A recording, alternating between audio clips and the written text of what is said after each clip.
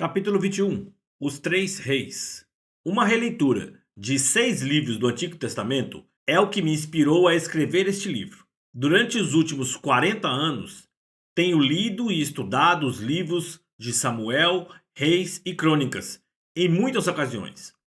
Porém, recentemente tenho orado e lido esses livros de forma metódica, como nunca antes. Fiquei impressionado quando Deus abriu os meus olhos para algo que eu não havia notado antes.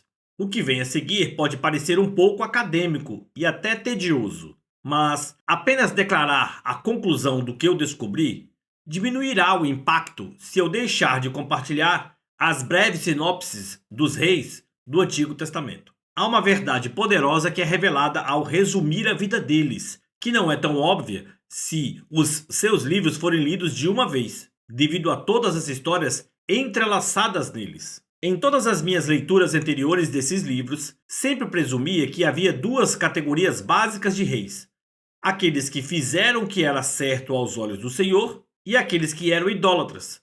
Porém, desde então, tenho percebido que, na verdade, há 3 grupos de reis. A verdade é que nenhum dos reis de Israel fez verdadeiramente o que era certo aos olhos do Senhor, com exceção de Jeú, mas, infelizmente, ele também se afastou no final de sua vida. Então retornemos a Judá. Houve um total de 20 reis que governaram sobre Judá, além de Saul, Davi e Salomão. Os reis idólatras foram Roboão, Abiás, Jorão, Acasias, Atália, rainha, Acás, Manassés, Amon, Joacás, Joaquim, Jeconias e Zedequias. Sob a liderança desses reis, Judá sofreu dificuldades e ataques singulares de seus adversários, que muitas vezes não eram vencidos e causavam grande estrago à nação. E também houve os reis que fizeram o que era certo. Davi e Salomão fizeram o que era certo, embora Salomão tenha vacilado em seus últimos anos. Depois que o reino se dividiu, foram eles Asa, Josafá, Joás, Amazias, Uzias, Jotão, Ezequias e Josias. Porém, essa lista de 8 reis pode ser dividida em mais 2 categorias. A primeira consiste daqueles que fizeram o que era certo aos olhos do Senhor na vida pessoal, mas não derrubaram nem lidaram com altares de adoração a ídolos entre o povo que lideraram. Por outro lado, no segundo grupo estão aqueles que não só fizeram o que era certo aos olhos do Senhor na vida pessoal, mas também derrubaram e destruíram os altares de adoração a ídolos dentre o povo que lideraram. O sucesso da nação sob esses reis foi consideravelmente diferente do que sob aqueles que não confrontaram os altares. Vejamos cada um deles. Davi. Não houve idolatria na nação durante seu reinado. Ele encorajava apaixonadamente o povo a servir ao Senhor com todo o coração, mente, alma e corpo. Ele não perdeu guerras e seu reino se tornou muito próspero. Ele posicionou bem seu filho para iniciar seu reinado. Salomão. Durante boa parte do reinado de Salomão, ele seguiu os passos de seu pai, Davi. Os resultados de sua obediência, não apenas em sua vida, mas entre aqueles que liderava, não foram nada menos que extraordinários. Lemos que, durante a vida de Salomão, Judá e Israel viveram em segurança, cada homem debaixo de sua videira e de sua figueira, desde Dan até Berseba. 1 Reis, capítulo 4, versículo 25. Pense sobre isso. Ninguém precisava de assistência do governo porque a prosperidade abundava na nação. A liderança dele era tão ótima que reis do mundo inteiro souberam da sabedoria de Salomão e mandaram pessoas para ouvi-lo.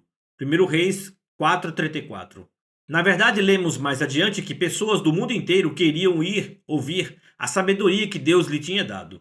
1 Reis 10:24. Também lemos: ele prosperou e todo Israel lhe obedecia. 1 Crônicas 29:23. A nação era extremamente bem-sucedida. O rei tornou tão comuns a prata e o ouro em Jerusalém quanto as pedras, e o cedro tão numeroso quanto as figueiras bravas de Cefelá. 2 Crônicas, capítulo 1, versículo 15. Entretanto, à medida que o tempo passou, Salomão desobedeceu a Deus e se casou com muitas mulheres estrangeiras. Elas voltaram o coração dele para outros deuses, prática voluntária do pecado, e consequentemente o Senhor levantou adversários que impediram o progresso de Salomão e iniciaram tribulações para o reino. Ver 1 Reis, capítulo 11, versículos 14 e 23. O resultado da desobediência voluntária dele foi a divisão do reino. Seu filho ficou com 2 tribos e as outras 10 tribos foram perdidas. Desse ponto em diante, iria listar apenas os governantes de Judá. Roboão não fez o que era certo aos olhos do Senhor. Abiás não fez o que era certo aos olhos do Senhor.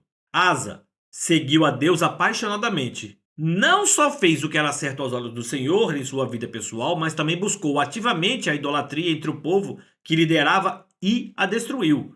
Baniu os prostitutos e as prostitutas do santuário, livrou-se de todos os ídolos e destituiu sua avó, Maacá, de sua posição de rainha-mãe, pois ela havia feito um poste sagrado para Azerá. Ver 1 Reis, capítulo 15, versículos 11 a 13. Ele também removeu os altares estrangeiros e os santuários pagãos, esmagou os pilares sagrados, derrubou os postes de Azerá e removeu os santuários pagãos e os altares de incenso de todas as cidades de Judá. Asa basicamente chamou o povo de Judá ao arrependimento pela prática do pecado. Ele ordenou que buscassem ao Senhor e obedecessem suas leis e mandamentos. Vê 2 Crônicas, capítulo 14, versículos 2 a 4. Houve benefícios por dizer ao povo que se afastasse da prática do pecado. O reino esteve em paz durante o seu governo, 2 Crônicas 14, 5. Durante aqueles anos de paz, ele pôde construir cidades fortificadas por todo Judá. Ninguém tentou fazer guerra contra ele durante aquele período. Mais tarde, um exército de 1 milhão de homens atacou Asa e Judá, mas lemos que todos os etíopes foram mortos. Não ficou nenhum só com vida, pois foram derrotados por Deus, o Senhor, e pelo seu exército. Os soldados de Asa carregaram consigo tudo que puderam. 2 Crônicas 14, 13. O exército do inimigo não só foi derrotado, mas Judá recebeu grandes riquezas do ataque.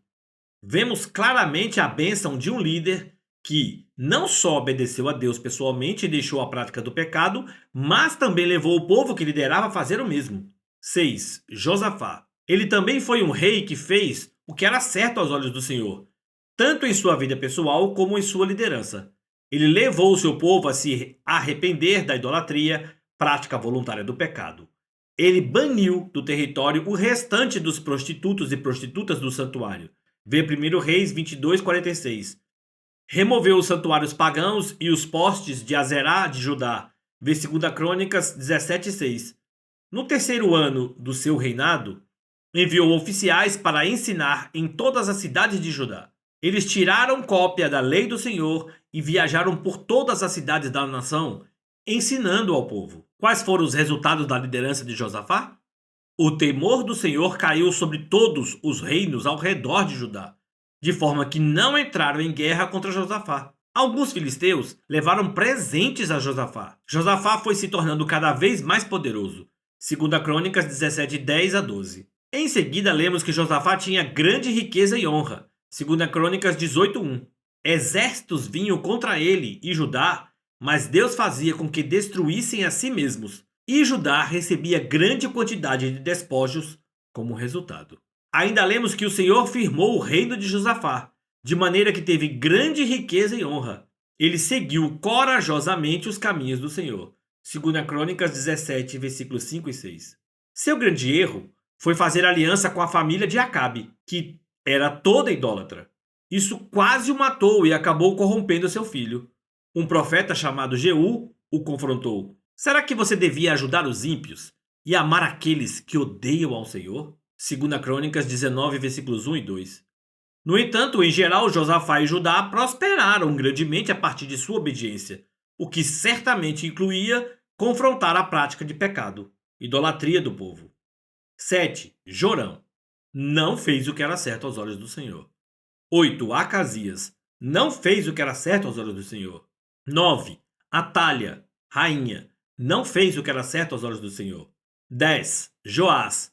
Foi registrado o seguinte sobre ele: Joá fez o que o Senhor aprova, 2 Crônicas 24, 2.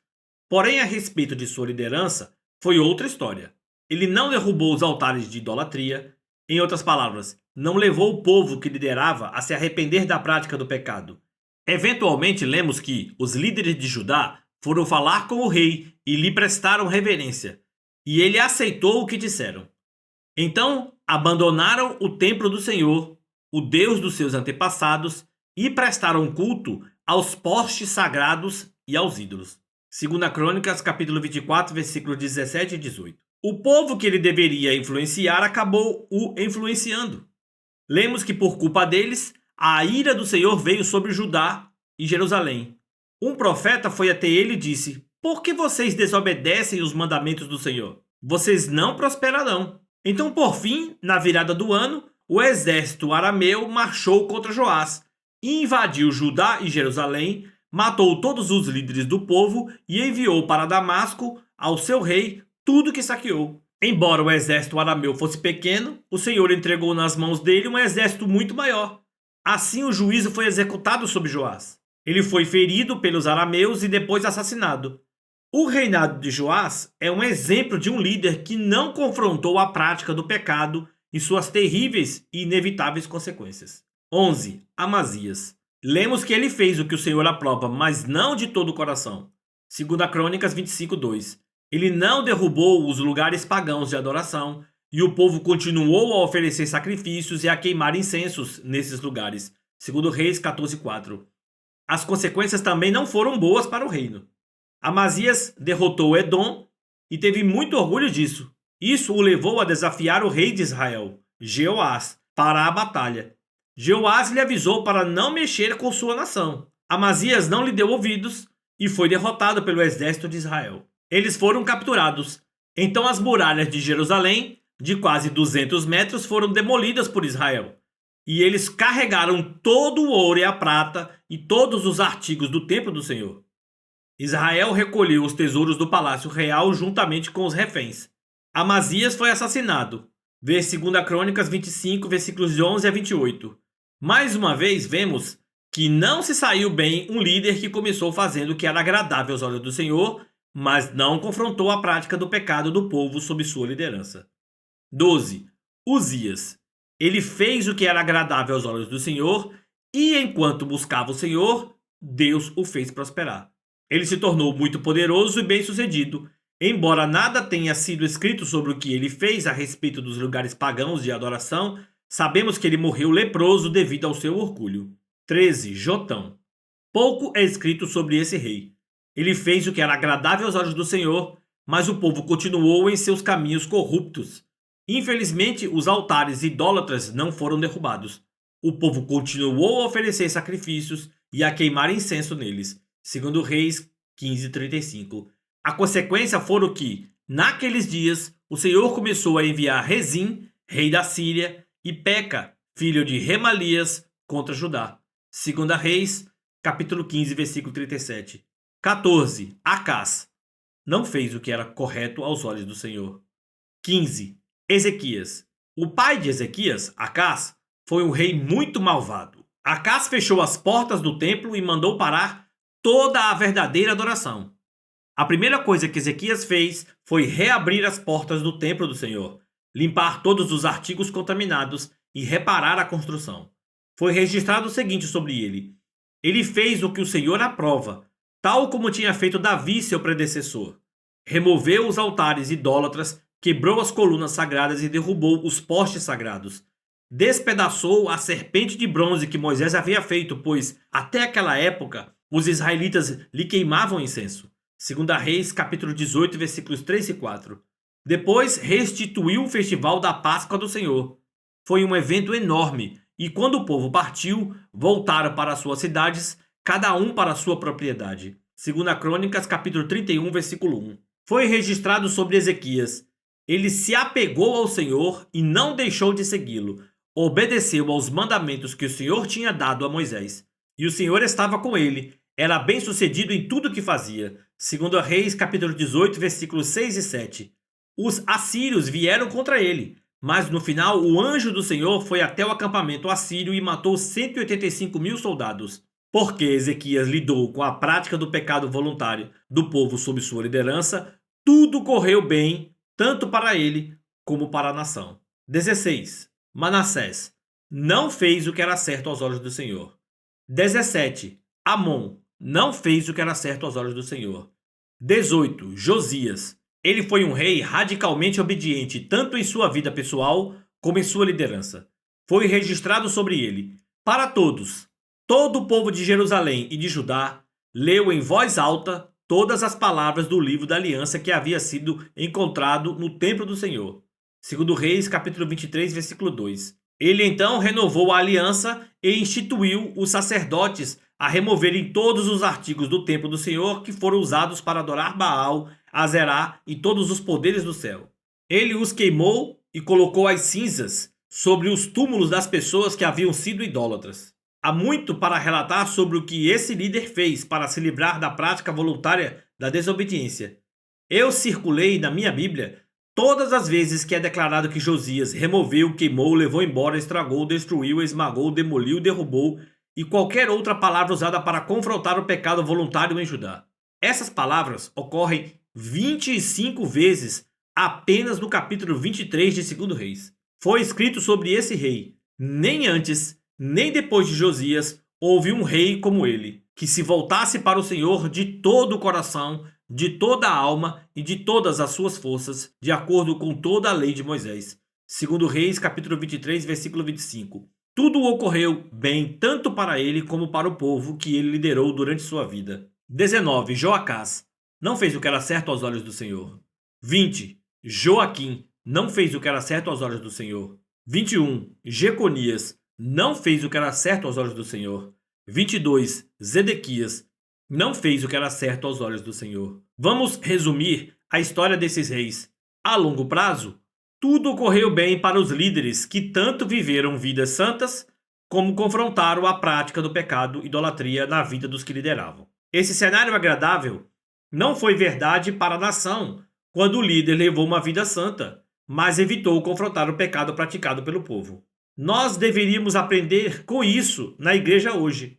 Estamos caminhando rumo a dificuldades quando damos às pessoas apenas um convite para fazer uma oração superficial sem guiá-las ao arrependimento verdadeiro. E se os nossos novos convertidos não estiverem planejando deixar seus pecados? Estamos então convidando idólatras para a nossa comunidade. Nós, líderes, podemos viver uma vida santa em nosso particular, mas se não confrontarmos os altares de pecado dentre o povo, haverá consequências e o resultado será similar aos dos reis listados anteriormente. Poderemos ter sucesso a curto prazo, mas não acabará bem. Tudo ocorreu bem no início para alguns dos reis que não confrontaram a desobediência do seu povo, mas eventualmente foram pegos por sua falta de liderança. Se escolhermos esse caminho sem confronto de pregar o evangelho, acabaremos como idólatras que acreditam que estão certos diante de Deus. Basicamente, estaremos expondo a nossa comunidade à criptonita espiritual. Entrem em ação. É tão comum perder a visão total enquanto olhamos para todos os detalhes que até existe um ditado para isso. Perdemos a vista da floresta para as árvores. Podemos fazer isso mesmo enquanto estamos estudando a palavra de Deus, especialmente quando examinamos longos períodos de história. Entretanto, rastrear temas ao longo de uma linha do tempo, como neste capítulo, de fato revela padrões que, de outro modo, não veríamos. Isso nos mostra o quadro completo. O quadro completo da história de Israel e Judá é que Deus prosperou os líderes quando eles foram além de viver suas vidas corretamente, assumindo verdadeira responsabilidade por tudo aquilo sobre o qual Deus lhes deu autoridade. Você pode não ser um rei ou uma rainha. Pode não ser sequer um gerente ou supervisor no trabalho. Porém, você possui sim um reino sobre o qual Deus lhe deu autoridade. A forma como você assume responsabilidade sobre essa área, e não apenas sobre a sua vida pessoal, terá uma influência significativa sobre como Deus move ao seu favor. Peça que Deus lhe revele a sua esfera de autoridade e lhe dê sabedoria sobre como assumir responsabilidade pela santidade nessa área. Escreva o que ele lhe disser e depois trace um plano para executar.